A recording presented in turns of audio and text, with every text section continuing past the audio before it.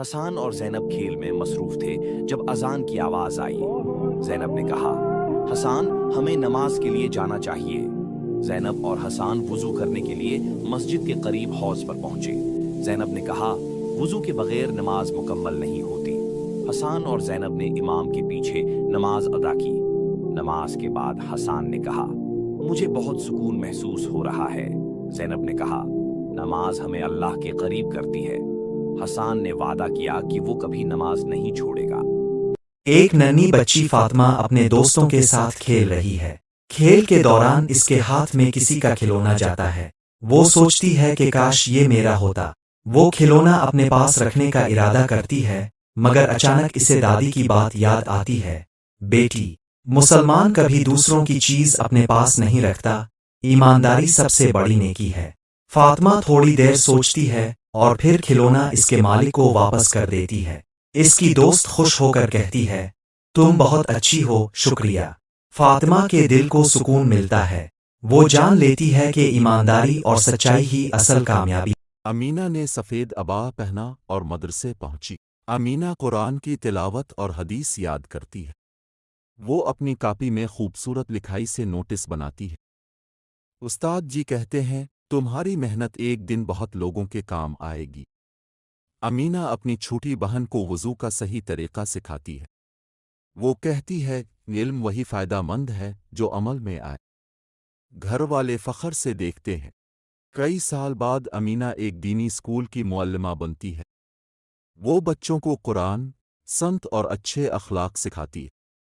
امینہ دعا کرتی ہے، یا اللہ، مجھے علم کے ذریعے دین کی خدمت کی توفیق دے۔ ایک طالب علم ہر روز نماز کے بعد درود پاک پڑھتا تھا۔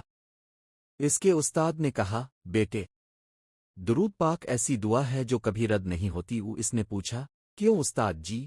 جواب ملا، کیونکہ یہ حضور کی شان میں ہے اور اللہ تعالیٰ اپنے محبوب پر بھیجی گئی دعا کو ضرور قبول کرتا ہے۔ وقت گزرا، اس طالب علم کی زندگی میں سکون، عزت اور برکت آتی گئی۔ لوگ اس کے کردار اور چہرے کی روشنی دیکھ کر حیران ہوتے۔ اس نے سمجھ لیا کہ درود پاک انسان کے دل کو بھی پاک کر دیتا ہے اور زندگی کو بھی سنوارتا ہے۔ فاطمہ اور عمر باغ میں کھیل رہے تھے جب ان کی گیند سے شیشہ ٹوٹ جاتا ہے۔ عمر کہتا ہے، ہمیں سچ بتانا چاہیے، چھپانا غلط ہوگا۔ فاطمہ نے کہا، ہاں، سچ بولنے سے اللہ خوش ہوتا ہے، ہمیں جا کر اعتراف کرنا چاہیے۔ دونوں مالک مکان کے پاس گئے اور حقیقت بتائی۔ بزرگ نے کہا، سچ بولنے والوں کو اللہ پاک پسند کرتا ہے۔ انہوں نے بچوں کو معاف کر دیا اور نصیحت کی کہ ہمیشہ ایمانداری اپنائیں۔ فاطمہ نے کہا، سچ بولنے سے ہمیشہ برکت ملتی ہے۔ دونوں نے آئندہ ہر حال میں سچ بولنے کا وعدہ کیا۔ علی اور آمنہ ایک چھوٹی سی بستی میں رہتے تھے جہاں ہر کوئی دوسروں کی مدد کرتا تھا۔ ایک دن ان کا دوست بلال ان سے کہتا ہے، میں اپنا بیگ کھو چکا ہوں، کیا تم میری مدد کرو گے؟ علی اور آمنہ نے بیگ ڈھونڈنے کا فیصلہ کیا اور ساری بستی میں گھوم کر تلاش شروع کی۔ بلال کا بیگ کہیں نہیں مل رہا۔ علی نے افسوس کے ساتھ کہا۔ آمنہ نے زمین پر گرا ہوا ایک بیگ دیکھا اور کہا، علی، یہ بلال کا بیگ لگتا ہے۔ بیگ اٹھاتے ہی انہیں اندر ایک چھوٹی سی تسبیح اور کتاب ملی۔ بلال نے اپنا بیگ دیکھ کر شکریہ ادا کیا اور کہا، تم دونوں اصل دوست ہو۔ سب نے دعا کی کہ ہر انسان صداقت اور مدد کا جذبہ رکھے۔ احمد اور عائشہ گھر کے کاموں میں مصروف تھے جب ان کی والدہ نے پانی لانے کو کہا۔ احمد نے کہا، ہمیں فوراً والدہ کی مدد کرنی چاہیے۔ عائشہ نے کہا، والدہ کی مدد کرنا ہماری ذمہ داری ہے۔ دونوں بچے پانی کا جیگ بھر کر اپنی والدہ کو دینے پہنچ گئے۔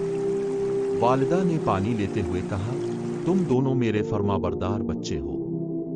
انہوں نے بچوں کے لیے دعا کی کہ وہ ہمیشہ کامیاب رہے۔ احمد نے کہا، والدین کی خدمت کرنا ہمارا فرض ہے۔ عائشہ نے وعدہ کیا کہ وہ ہمیشہ اپنے والدین کا خیال رکھے گی۔ احمد کھیلتے ہوئے والدہ کا گلدان توڑ دیتا ہے اور پریشان ہو جاتا ہے۔ احمد دل میں سوچتا ہے، اگر میں جھوٹ بولوں گا تو کیا ہوگا؟ پھر اس نے فیصلہ کیا کہ سچ بولے گا۔ احمد نے والدہ کو سارا واقعہ سچ بتا دیا۔ والدہ مسکرا کر کہتی ہیں، میرا بیٹا بہت بہادر ہے۔ احمد خوش ہوتا ہے کہ سچ بولنے سے والدہ ناراض نہیں ہوئی बल्कि उन्होंने इसे इनाम दिया।